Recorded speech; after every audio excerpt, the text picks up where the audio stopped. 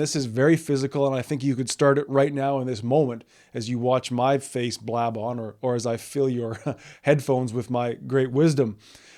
A huge part of my social anxiety, I've found, is actually originating within my physical body. I've been lucky enough to increase my awareness of this, and I noticed it first when I was doing interview style podcasts, and I would find myself squinting or wincing in the face. I'd be listening, but I'd be apparently in some form of pain or stress, right? It can be stressful to listen to someone talk and talk and talk and tell their story. And you're thinking, well, when am I going to be able to get in here? And am I going to say the right? I found that whether I was clenching my forehead or my face, my eyes, could be further down the chain where my diaphragm is contracted. I'm not breathing deeply and fully. Maybe my shoulders are rounded in, my chin is down.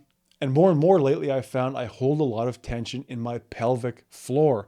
And when I'm in any sort of stressful situation or I feel my anxiety ramping up and those whirling thoughts about all that needs to be done and all I haven't done and I check, no doubt there's tension in the pelvic floor. And I have to tell you, this probably deserves its own episode, and I probably will do it. The pelvic floor is a muscle that sort of runs from, let's say, your tailbone or your sit bones all the way to your pubic bone. It's a hammock, if you will, that is quite literally the floor of the pelvis. For me, for whatever reason, I am contracting that group of muscles quite a bit. Now, if you want to find the pelvic floor real quickly, just imagine that you were urinating or that you were about to pass gas. The muscles that stop us from passing gas or passing urine, that's the pelvic floor. Well, if you don't have to go to the bathroom, there's really no sense in clenching the pelvic floor. And there's yoga, there's stretches, there's things you can do, and I will follow up on this, but suffice it to say, there are places in our body where emotional and mental tension go, and they go into our physical body. So when you are talking with somebody or you're in a social situation, perhaps a sporting event with 20,000 people around, yelling and loudness and noise, and we got to be careful, we got to look out, don't want to get hit in the head with a flying puck. It's a real problem here in Canada. That tension, that stress manifests in our physical body. It shows up in our physical body. We're experiencing the stressful situation. Our body reacts by tensing up. And I would actually say this then creates a vicious circle of becoming more stressed out. Because yes, we're being stressed by the outside world. We tense up and then our body goes, okay, we're tensing up. There's got to be a problem here. The stress builds because of that unawareness of how our body is reacting. And perhaps the adrenaline is flowing, cortisol is flowing. We are, if we're not careful, thinking and positioning ourselves into a stressed out state. That's no way to have a conversation. That's no way to authentically put yourself out there. And it's a great way to become distracted by your inner world because your inner world is now in turmoil. So as difficult as this may be, and you may hear this and think, God, I got to try that and then forget next time you're out. But the key here is whenever you can, come mindfully to social interactions. Try not to lose your head, so to speak. Breathe and remain mindful of how you're holding your body. Are you gripping or clenching somewhere? Face, shoulders, jaw, neck, hands, feet, diaphragm, lungs, pelvic floor.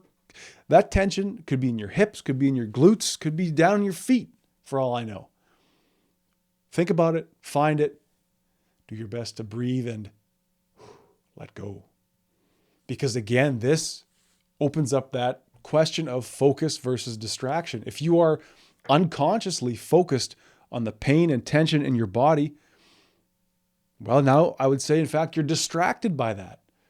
Can we cleanse, heal, open up our body and begin to focus outward? So I'd like to maybe now say a word, and this is just simply a question I've had to ask myself. I have no answer just yet, but I'm wondering, could our social anxiety, could our social awkwardness come from a place of shame? Here's a question I've asked myself, and it's going to require a lot of writing and thinking before I can speak more on it, but am I, on some level, ashamed of myself? And is that shame presenting in social anxiety and social awkwardness? Do I feel like, for some reason, I can't be around others comfortably because of something in my past, something I'm doing, thoughts that I'm having. Am I, in a way, bringing a weight into this social situation on my shoulders that allows me to not be fully focused? Am I, in fact, distracted by something that I know needs work in my life? And I think at a certain point, I simply had to say, I really don't like when that shyness or when that social awkwardness shows up in my presence. And I've decided to say that going forward in the new year, enough is enough. It's not going to happen overnight, but I need to try these tips as well, be more present, more focused socially. But I also need to ask myself, is there a reason why I feel uncomfortable around others? Are there things I'm doing?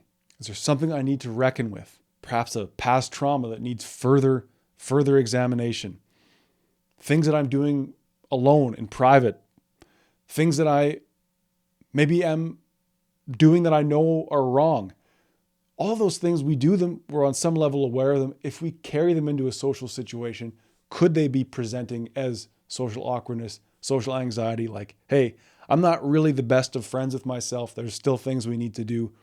So I have a hard time around my real friends because, it's a sinister, sort of unconscious, deep thing. So think about it if you wish. Is there a reason behind your social anxiety, and are there things that you can do to start to heal those things back at home so that you can present more fully when you're out and about?